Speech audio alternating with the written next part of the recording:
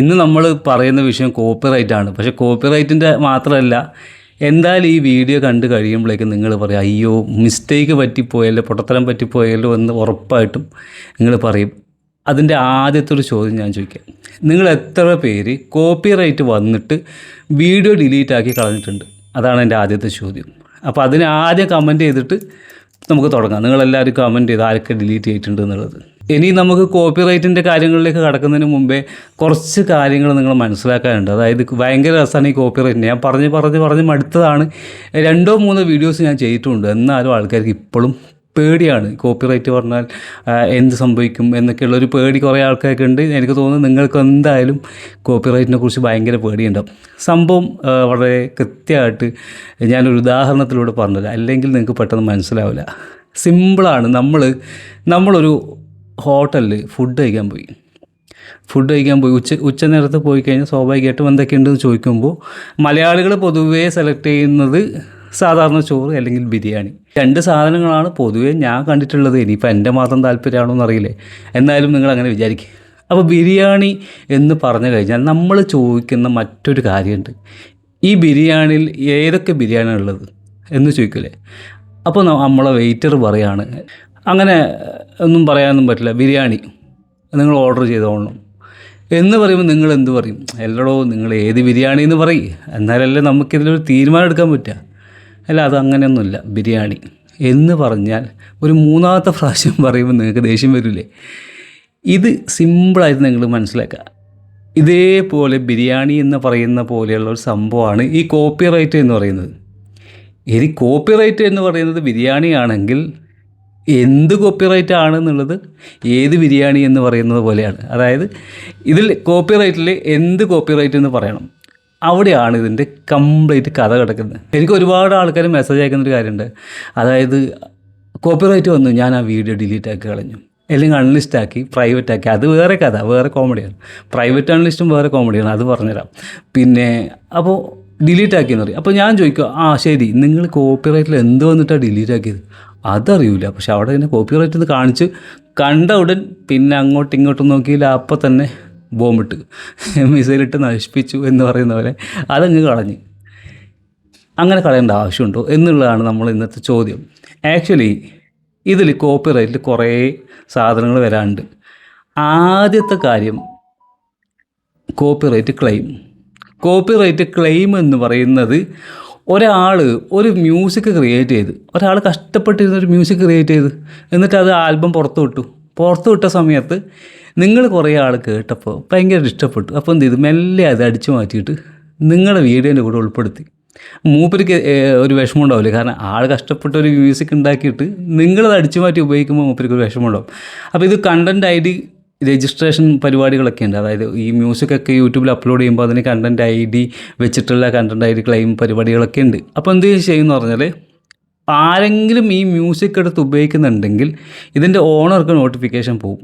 അപ്പോൾ ഞാൻ പണ്ടൊരു വീഡിയോയിൽ ഇത് പറഞ്ഞപ്പോൾ എല്ലാവരും പറഞ്ഞു അങ്ങനെ പോകുന്നില്ല, അങ്ങനെയാണ് ഇങ്ങനെയാണെന്നൊക്കെ പറഞ്ഞു. പക്ഷേ വളരെ കൃത്യമായിട്ട് നമുക്ക് ഇതിൽ കാണാൻ പറ്റും. നമ്മുടെ മോണിറ്റൈസേഷൻ ആയ ചാനലിലാണെങ്കിൽ നമുക്ക് കാണാൻ പറ്റും. ഇതേ സ്ട്രാറ്റജി ഉപയോഗിച്ചിട്ടൊരു പരിപാടി ചെയ്ത് പണി കിട്ടിയ ആളാണ് ഞാൻ. അത് വേണമെങ്കിൽ പറഞ്ഞുതരാം. എന്തായാലും നിങ്ങളത് കേൾക്കുമ്പോൾ അതെന്താണെന്ന് പറഞ്ഞൊരു എന്ന് തോന്നും. അതെന്താ കഥ എന്ന് വെച്ചാൽ, നമ്മൾ ഈ മഞ്ഞുമൽ ബോയ്സിൻ്റെ സിനിമ ഇറങ്ങിയ പാടെ ഒരു വീഡിയോ അതിൻ്റെ കുറച്ച് വിഷ്വൽസൊക്കെ എടുത്തിട്ട് നമ്മൾ എന്ത് ചെയ്തു, അതിനെ തന്നെ റീക്രിയേറ്റ് ചെയ്തിട്ട് വേറൊരു വീഡിയോ ഒക്കെ ഇട്ടു. അപ്പോൾ അന്ന് ഈ ആൾക്ക് പിന്നെ ഒരു 300 സബ്ബൊക്കെ ഉള്ളൂ. അതായത് മോണിറ്റൈസേഷൻ ആയിക്കഴിഞ്ഞാലാണ് ഈ ടൂൾസൊക്കെ കാണുക. അപ്പം നമ്മൾ വിചാരിച്ചെന്ത്, നമ്മളല്ല ഞാൻ വിചാരിച്ചു, നമ്മുടെ ടീമാണ് കേട്ടോ, അതാണ് നമ്മൾ പറയുന്നത്. ഞാൻ വിചാരിച്ചു എന്താണ്, 300 സബ്ബല്ലേ ഉള്ളൂ, അപ്പോൾ പിന്നെ മോണിറ്റൈസേഷൻ ആയിട്ട് ഇനി കണ്ടിട്ട് വേണ്ടേ, അപ്പോഴേക്കും നമ്മൾ വീഡിയോ റീച്ചാവും എന്നൊക്കെ വിചാരിച്ച സത്യം തന്നെയായിരുന്നു. റീച്ചായി 2 ലക്ഷം വ്യൂസ് വന്നു. പക്ഷേ ഒരു മിസ്റ്റേക്ക് പറ്റിയെന്ന് വെച്ചാൽ, അയാൾക്കും നല്ലപോലെ റീച്ചായി, അയാൾ മില്യൺ കണക്കിന് വ്യൂസ് വന്നു. മൂപ്പര് മോണിറ്റൈസേഷനായി 5-10 ദിവസം കൊണ്ട് ആയപ്പോൾ തന്നെ ഇതായ കംപ്ലീറ്റ് സാധനങ്ങൾ മൂപ്പർക്ക് പോയി. മൂപ്പര് കണ്ണും കൂട്ടിയിരുന്ന് സ്ട്രൈക്ക് കൊടുത്ത പോലെ പടപടാന്ന് തൊട്ട് എല്ലാവർക്കും സ്ട്രൈക്ക് കൊടുത്തു. നമ്മൾ കുറേ പറഞ്ഞ്, നമ്മളെ ടീമൊക്കെ മെസ്സേജൊക്കെ അയച്ചു, നിങ്ങൾക്ക് പൈസ തരാം, പിന്നെ ഹാഫ് മണി മോണിറ്റൈസേഷനായ പൈസ കിട്ടുമല്ലോ, അപ്പോൾ അതിൻ്റെ പകുതി പൈസ തരാമെന്ന് വരെ പറഞ്ഞു. മൂപ്പര് കണ്ടിട്ട് പോലുമില്ല, പടപടാന്ന് പറഞ്ഞിട്ട് മൂപ്പര് സ്ട്രൈക്ക് കൊടുത്തു. മൂപ്പര് എങ്ങനെയാണ് മനസ്സിലായത്? അയാളുടെ അനലറ്റിക്സിൽ ഇത് വരും കംപ്ലീറ്റ്. അങ്ങനെയാണ് കണ്ടത്. അപ്പോൾ ഇതാണ് ഈ കോപ്പിറൈറ്റിൻ്റെ കാര്യം കേട്ടോ. ഇനി ക്ലെയിമിൻ്റെ പറഞ്ഞല്ലോ. ക്ലെയിം എന്ന് പറഞ്ഞാൽ കഴിഞ്ഞ ദിവസം ഞാനൊരു വീഡിയോ കണ്ടു, ഒരു ഇംഗ്ലീഷ് വീഡിയോ ആണ്. മൂപ്പരിക്ക് 34 മില്യൺ വ്യൂസ് ഉണ്ട്. അപ്പോൾ അയാൾ യൂട്യൂബിൽ നിന്ന് കണ്ടിട്ട് ഫ്രീ കോപ്പിറൈറ്റ് വീഡിയോ എന്ന് കണ്ടിട്ട് ഒരു വീഡിയോ എടുത്ത് മ്യൂസിക് ചെയ്തു. ആ മ്യൂസിക് ചെയ്ത് കഴിഞ്ഞിട്ട് ഇതിന് കോപ്പിറൈറ്റ് ക്ലെയിം വന്നിട്ട് ഇപ്പോൾ ഇത്രയും മില്യൺ വ്യൂസ് വന്നില്ലേ.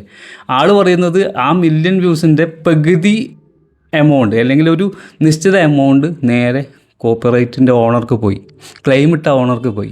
അതാണ് ഇവിടെ സംഭവിക്കുക. അവരും പറയുന്നത് ഇത് തന്നെയാണ്. അവർ പറയുന്നത് നിങ്ങളൊരു 10,000 പേര് നമ്മുടെ മ്യൂസിക് എടുത്ത് ഉപയോഗിച്ചിട്ട് അതിനൊക്കെ ക്ലെയിം വന്നാൽ അതിനുള്ള റവന്യൂ ഇവർക്ക് ഷെയർ ആവും. ആ ഷെയർ ചെയ്യുന്ന റവന്യൂവിന് വലിയൊരു എമൗണ്ട് അവർക്ക് കിട്ടും. അതുകൊണ്ട് അവരെന്ത് ചെയ്യില്ല, ക്ലെയിം വന്നാൽ അവർ പ്രത്യേകിച്ച് വേറെ ആക്ഷൻസൊന്നും എടുക്കില്ല, ഇത് മാത്രം എടുക്കില്ല. അപ്പോൾ ഇതെങ്ങനെയാണ് നമ്മളെ ഇപ്പം സാധാരണ ക്രിയേറ്റേഴ്സ് എന്ന് പറഞ്ഞാൽ വളർന്നുകൊണ്ടിരിക്കുന്ന ആളുകൾ എങ്ങനെ എഫക്റ്റ് ചെയ്യുന്നു ചോദിച്ചാൽ, നിങ്ങൾ ഇതുവരെ മോണിറ്റൈസേഷൻ ആയിട്ടില്ലെങ്കിൽ നിങ്ങൾക്ക് ഈ ക്ലെയിം വലിയ രീതിയിൽ എഫക്റ്റ് ചെയ്യാനൊന്നും പോകുന്നില്ല. അതുകൊണ്ട് നിങ്ങൾ ഡിലീറ്റ് ചെയ്യുന്ന ആവശ്യമില്ല. കാരണം നിങ്ങളുടെ വീഡിയോ അടിപൊളി വീഡിയോ ആയിരിക്കും, വാച്ച് അവർ കയറുമല്ലോ. വാച്ച് അവർ കയറും, പിന്നെ അയാൾക്ക് മോണിറ്റൈസേഷൻ ആയിക്കഴിഞ്ഞ പൈസ കിട്ടിക്കോട്ടെ. പക്ഷേ വാച്ച് അവറൊക്കെ കയറും. അപ്പോൾ നല്ലപോലെ റൺ ചെയ്യുന്ന വീഡിയോയ്ക്ക് ഇതുപോലെ ക്ലെയിം വന്നാൽ നിങ്ങൾ ഡിലീറ്റ് ചെയ്യരുത്. കോപ്പിറൈറ്റ് വന്നാൽ നമ്മൾ YT സ്റ്റുഡിയോ ഓപ്പൺ ആക്കി നോക്കുക. ഈ YT സ്റ്റുഡിയോയിൽ അവിടെ കറക്റ്റായിട്ട് താഴെ ഉണ്ടാവും കോപ്പിറൈറ്റിൽ എന്താണോ വന്നിട്ടുള്ളത്. അപ്പോൾ ക്ലെയിം ആണെങ്കിൽ ശ്രദ്ധിക്കാൻ, നിങ്ങൾ ഡിലീറ്റ് ചെയ്യേണ്ട ആവശ്യമില്ല. ഇനി ചിലർ ചോദിച്ചിട്ടുണ്ട് ക്ലെയിം മൂത്തിട്ട് സ്ട്രൈക്കായി മാറുമോ, ഇതിപ്പോൾ എന്താ തേങ്ങയോ മറ്റോ പിന്നെ ഇളനീർ തേങ്ങയായിട്ട് മാറുന്ന പോലെയൊക്കെയാണ് ആൾക്കാർ ചോദിക്കുക. എനിക്ക് മനസ്സിലാവുന്നില്ല എങ്ങനെയാണ് ക്ലെയിം മൂത്തിട്ട് പിന്നെ സ്ട്രൈക്കായിട്ട് മാറാന്ന്. സ്ട്രൈക്ക് ആവണമെന്നുണ്ടെങ്കിൽ ചിലപ്പോൾ അവർ എല്ലാവർക്കും സ്ട്രൈക്ക് കൊടുക്കാൻ തീരുമാനിച്ചിട്ടൊക്കെ തരണം. പക്ഷേ വൺസ് അവരൊരു ആക്ഷൻ എടുത്തു കഴിഞ്ഞാൽ പിന്നെ അത് മാറ്റി ചെയ്യൊന്നുമില്ല. അപ്പോൾ അതൊക്കെ വെറുതെയാണ്, എന്തൊക്കെയോ ചിന്തകളാണ് ആൾക്കാർക്ക്. ഇനി ക്ലെയിം പറഞ്ഞു. ഇനി അടുത്തത് എന്താണെന്ന് വെച്ചാൽ കോപ്പിറൈറ്റ് തന്നെ എല്ലാത്തിനും കാണിക്കുക, കോപ്പിറൈറ്റ്. പക്ഷേ ഇത് കണ്ടോടുകൂടി തീർന്നു, എല്ലാവരും ഫ്ലാറ്റായി. അപ്പോൾ അങ്ങനെ വേണ്ട. കോപ്പിറൈറ്റ് കണ്ടാൽ നേരെ പോയി എന്ത് ചെയ്യുക, കോപ്പിറൈറ്റിൽ എന്താണെന്ന് നോക്കുക. ക്ലെയിം ആണെങ്കിൽ ഞാൻ പറഞ്ഞ പോലെ ചെയ്യുക. നോ ഇമ്പാക്റ്റ് ആണെങ്കിൽ, നോ ഇമ്പാക്റ്റ് എന്ന് പറഞ്ഞാൽ ഓണർ ക്ലെയിംസ്, അതായത് ഓണർ പറയുന്നത് എൻ്റെതാണ്, പക്ഷേ നിങ്ങൾ ഉപയോഗിച്ചോളൂ, കുഴപ്പമൊന്നുമില്ല, ചാനലിന് പ്രശ്നമൊന്നുമില്ല, നോ ഇമ്പാക്റ്റ്. ഈ നോ ഇമ്പാക്റ്റ് വന്നിട്ട് ഡിലീറ്റ് ആക്കിയ ഒരുപാട് ആൾക്കാരുണ്ടോ. അപ്പോൾ ഞാൻ ആദ്യം പറഞ്ഞു ക്ലെയിം പറഞ്ഞു, പിന്നെ നോ ഇമ്പാക്റ്റ് പറഞ്ഞു. ഇതിനെക്കുറിച്ച് വളരെ ഡീറ്റെയിൽ ആയിട്ട് സ്റ്റോറി തന്നെ ഞാൻ വീഡിയോ ആക്കി ഇട്ടിട്ടുണ്ടെന്ന് ഞാൻ നോക്കട്ടെ, ഡിസ്ക്രിപ്ഷനിലിടാം. അതിൽ തന്നെ വ്യക്തമായിട്ട് എഴുതിയിട്ടുണ്ട് നോ ഇമ്പാക്റ്റ്, മറ്റ് പ്രശ്നങ്ങളൊന്നും വരില്ല എന്ന് അല്ലെങ്കിൽ അവിടെ എഴുതി വെച്ചിട്ടുണ്ട്. ചാനലിൽ നിങ്ങൾക്ക് പ്രശ്നമൊന്നുമില്ല. അടുത്തതാണ് കോപ്പിറൈറ്റ് സ്ട്രൈക്ക്. ഈ സ്ട്രൈക്ക് എന്ന് പറഞ്ഞാൽ ചില ദുഷ്ടന്മാരുണ്ടാവും, ഇങ്ങനെ ഒരു സംഭവം വന്നോടെ എന്ത് ചെയ്യും, അപ്പം തന്നെ അങ്ങ് സ്ട്രൈക്ക് കൊടുക്കും. പലപ്പോഴും മ്യൂസിക്കിനാണ് ഈ സ്ട്രൈക്കൊക്കെ കിട്ടുന്നത്. മ്യൂസിക്കായാലും വീഡിയോ ആയാലും മ്യൂസിക്കിനാണ് ഏറ്റവും കൂടുതൽ ഈ കോപ്പിറൈറ്റിൻ്റെ ഇഷ്യൂസ് വരുന്നത്.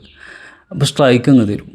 സ്ട്രൈക്ക് കിട്ടിയാൽ നമ്മൾ എന്ത് ചെയ്യും, ചാനൽ ഓട്ടോമാറ്റിക്കലി യൂട്യൂബ് ചില വീഡിയോസ് ഡിലീറ്റ് ആക്കി കളയും, ചിലത് ഡിലീറ്റ് ആക്കില്ല. അപ്പോൾ നമ്മൾ എന്ത് ചെയ്യും, നമ്മൾ പോയിട്ട് ഡിലീറ്റ് ആക്കും. ശരി, ഡിലീറ്റ് ആക്കുന്ന കുഴപ്പമൊന്നുമില്ല കേട്ടോ. പക്ഷേ ഇത് ഡിലീറ്റ് ആക്കിയാലും ഇല്ലെങ്കിലും നിങ്ങൾ എന്ത് ചെയ്താലും 90 ദിവസം അതവിടെ ഉണ്ടാവും. ഒരാൾ നമ്മളൊരു വാളെടുത്തിട്ട് വെട്ടി, അല്ലെങ്കിൽ നമ്മളെ കയ്യിൽ നിന്ന് തന്നെ മുറിഞ്ഞു. പക്ഷേ ഇത് നമ്മളെ കയ്യിൽ നിന്ന് മുറിയുന്നല്ലോ, മറ്റൊരാൾ സ്ട്രൈക്ക് തരുന്നല്ലേ. എന്നിട്ട് മറ്റൊരാൾ നമ്മൾ വെട്ടി, സ്വാഭാവികമായിട്ടും എന്തുണ്ടാവും, നമുക്ക് വലിയൊരു മുറിവ് അവിടെ വരും. ഈ മുറിവ് വന്നാൽ ഈ മുറിവിനെ തുന്നിക്കെട്ടി മരുന്ന് വെച്ച് ഉണക്കാൻ 90 ദിവസം എടുക്കും. ഇതതിൻ്റെ കണക്ക്. 90 ദിവസം കഴിഞ്ഞാൽ ഈ സ്ട്രൈക്ക് മാറുള്ളൂ. ഈ 90 ദിവസത്തിൻ്റെ ഇടയിൽ ഇപ്പുറത്തെ കൈ കൂടി ഒന്ന് കിട്ടി, അപ്പോൾ എന്ത് ചെയ്യും, ഈ 2 കൈക്ക് സ്വാധീനമില്ലാത്ത അവസ്ഥയാവും. അപ്പോൾ ഉദാഹരണം പറഞ്ഞാൽ ഈ 2 കൈക്ക് വെട്ട് കിട്ടിയതുകൊണ്ട് പിന്നീട് നമ്മുടെ ചാനലിൻ്റെ കാര്യം അധോഗതിയായിരിക്കും. വളരെ പരിതാപകരമായിട്ട് മാത്രമേ യൂസ് ചെയ്യുള്ളൂ. ഒരു 100-ൽ താഴെ, മാക്സിമം 150-ൽ താഴെ വരുള്ളൂ. അപ്പോൾ ഇത് 90 180 ദിവസം കഴിഞ്ഞാൽ അടുപ്പിച്ച് കിട്ടിയതാണെങ്കിൽ ആ ഒരു കാൽക്കുലേഷൻ നിങ്ങൾക്ക് നോക്കാം. അത്രയും ദിവസങ്ങൾ കഴിഞ്ഞാൽ എന്ത് ചെയ്യുള്ളൂ, ഈ സ്ട്രൈക്ക് പോവുള്ളൂ. സ്ട്രൈക്ക് പോയാൽ മാത്രമേ ചാനലിൽ പിന്നീട് വ്യൂസ് വരുള്ളൂ. പക്ഷേ അത് ഞാൻ പറയുന്നത് 2 സ്ട്രൈക്കാണ്, ഒന്നല്ല 2 സ്ട്രൈക്ക് വരണം. 2 സ്ട്രൈക്ക്, ഒരു സ്ട്രൈക്ക് വന്ന കുഴപ്പമൊന്നും, നിങ്ങൾക്ക് നല്ല കുട്ടിയായിട്ട് അങ്ങനെ ഇരുന്നാൽ മതി. മെല്ലെ സാവധാനത്തിൽ 90 ദിവസം കഴിയുമ്പോൾ അത് പോയിക്കോളും. അതിൽ ഒരു കോപ്പിറൈറ്റ് സ്കൂൾ എന്നൊക്കെ പറഞ്ഞൊരു പരിപാടിയുണ്ട്. അതിങ്ങനെ ചോദ്യോത്തരങ്ങളാണ്, നിങ്ങൾ ടിക്കറ്റ് ചെയ്ത് വിട്ടാൽ മതി. ഈസിയാണ്, അങ്ങനെ ഭയങ്കര പണിയുള്ള കാര്യമൊന്നുമല്ല. അപ്പോൾ സ്ട്രൈക്കിൻ്റെ കേസ് ഇതാണ്. അപ്പോൾ ഞാൻ പറഞ്ഞു 90 ദിവസം മൂന്നാമത്തെ സ്ട്രൈക്ക് വന്നാൽ ചാനൽ ടെർമിനേറ്റ് ആവും.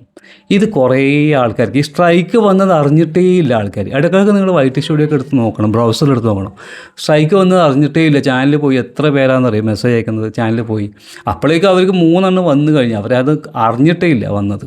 അപ്പം എന്തായാലും ഇത് കയറി ഇടയ്ക്ക് നോക്കണം. വീഡിയോ ഇട്ടാലും 1-2 ദിവസം കഴിഞ്ഞിട്ട് നോക്കുക എന്തെങ്കിലും ക്ലെയിമോ സ്ട്രൈക്കോ എന്തെങ്കിലും വന്നിട്ടുണ്ടോ എന്നുള്ളത്.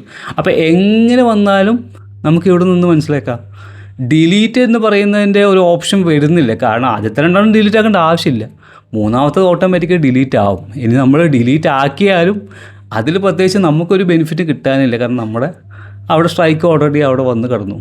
പിന്നെ അത് പോവാതെ നമുക്ക് വേറെ വഴിയിൽ പോയിട്ട് കെട്ടി മുറിഞ്ഞു മരുന്ന് വെച്ച് പോവാതെ വേറെ ഒരു പരിപാടികളും നടക്കില്ല എന്ന് പറഞ്ഞ പോലെയാണ് സ്ട്രൈക്കിൻ്റെ കേസ് വരുന്നത്.